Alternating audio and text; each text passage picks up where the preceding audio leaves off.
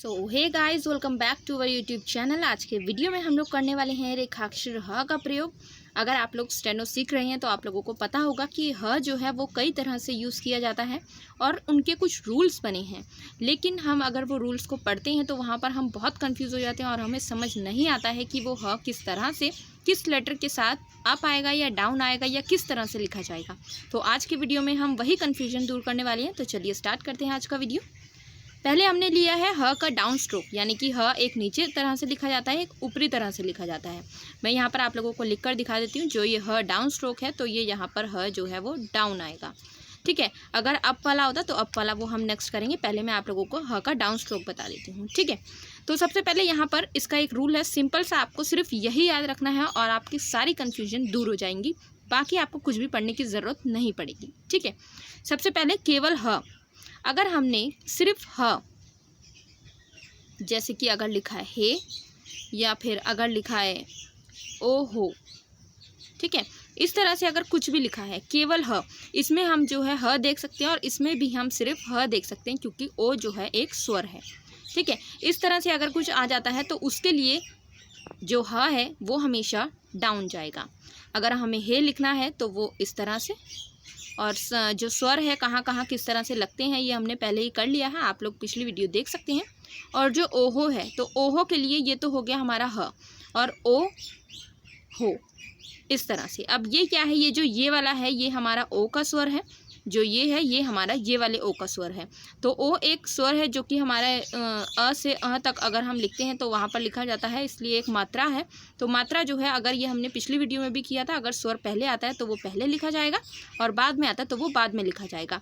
यहाँ पर जो कॉन्सोनेंट है यानी कि जो ह है वो एक ही है, तो एक ही कॉन्सोनेंट होने की वजह से यहाँ पर ये एक स्वर आ रहा है और एक जो स्वर है जो बाद में आ रहा है वो कॉन्सोनेंट के बाद लिखा जा रहा है, ठीक है। तो इसमें कुछ भी कंफ्यूज होने वाली बात नहीं है। सिर्फ आपको ये याद रखना है कि अगर केवल ह है यानी कि आगे कुछ स्वर हो सकता है, पीछे कुछ स्वर हो सकता है, लेकिन पढ़ने में और लिखने में सिर्फ ह आए तो वहाँ पर हमें हमेशा डाउन जाना है। अगर मैं लिख सकती हूँ जैसे अहो, या मैं लिख सकती हूँ जैसे आहा, या मैं लिख सकती हूँ जैसे एही, इस तरह से अगर कुछ भी हो तो एही के लिए हम क्या करेंगे, ये डाउन, ये भी डाउन और इसका भी डाउन, ये इनके हैं तो आप देख लीजिएगा, ठीक है। तो अहो के लिए, अब अ के लिए क्या लगा सकते हैं हम, ये अ और ये हो, ठीक है। हो का जैसे ऊपर पड़ा अभी वही है सेम, और अ के लिए भी यही लगाया जाता है। अगर आप लोगों ने पढ़ा है तो आप लोगों को पता होगा। उसके बाद आहा, अब आहा के लिए आ जो है वो बड़ा साउंड है और जो इसका स्ट्रोक था वो लाइन के ऊपर आना था। मैंने यहाँ पर थोड़ी सी गलती करी है, ये ऊपर आना था इस तरह से, ठीक है। तो आहा के लिए ये आ और ये हा, आहा। नेक्स्ट है एही, एही के लिए यहाँ पर ये ए और ये ही, ठीक है। यहाँ पर इस तरह से ये लिखे जाएंगे और इसमें अगर कुछ कन्फ्यूजन है तो आप मुझे कमेंट में पूछ सकते हैं। ये बहुत ही सिंपल है, इसका जो नेक्स्ट स्टेप है इसमें थोड़ा सा ध्यान देने की बात है, ठीक है। क ख ग घ, सिर्फ आपको यही याद रखना है, यहाँ तक सिर्फ ये याद रखना है। अगर इनके बाद या इनसे पहले ह आता है तो वो भी हमारा डाउन आएगा इस तरह से, ठीक है। अब क्या है, मैं थोड़ा एग्जांपल दे देती हूँ आपको। जैसे कि हमने लिखना है हॉकी, ठीक है। तो हॉकी के लिए हम लिखेंगे यहाँ पर, मैं यहाँ लिख कर दिखा देती हूँ। सबसे पहले आ है तो ऊपर आएगा ये ह और ये की, ठीक है, ये ह और ये की, हॉकी। उसके बाद अगर मैं लिख सकती हूँ यहाँ पर हुक या हुक, ठीक है, तो क्या आएगा, तीसरा साउंड है तो नीचे आएगा, लाइन के नीचे आएगा, लेकिन ह जो है वो इसी तरह से आएगा, ये हु और ये क, ये हु, ठीक है। उसके बाद क्या है, अगर मैं ये पहला साउंड, ये दूसरा साउंड, अगर तीसरा साउंड भी लूँ और इनमें से क ख ग में से कुछ भी ले सकते हैं। अगर मैं अपनी तरफ से ही कुछ आपको बना के बताऊँ तो जैसे कि हम ले सकते हैं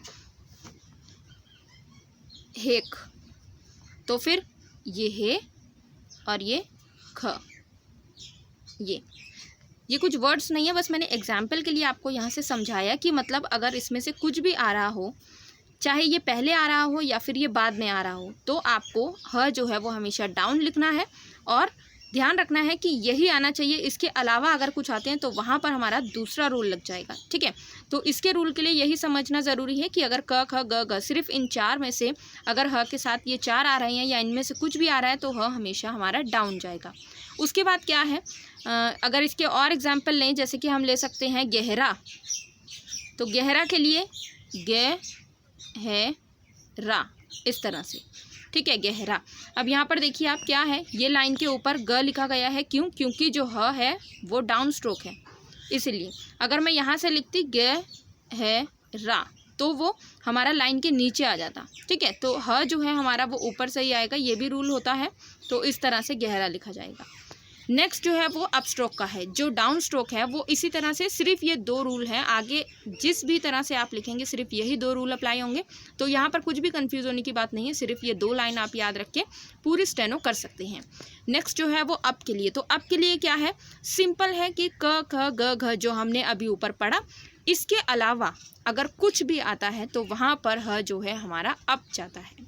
फॉर एग्जाम्पल हाजी। तो हाजी के लिए क्या कर सकते हैं, अब आप देखिए, जो ज है वो बाद में आ रहा है और इन सभी के अलावा का रेखाक्षर है। तो यहाँ पर ह ऊपर जाएगा, ह और जी, ये ह ये जी। ठीक है, यहाँ पर ह पहला साउंड है तो ये लाइन के ऊपर लिखा जाएगा। उसके बाद हम ले सकते हैं जैसे हरी। ठीक है, तो हरी के लिए क्या है, यहाँ पर ये ह और ये री।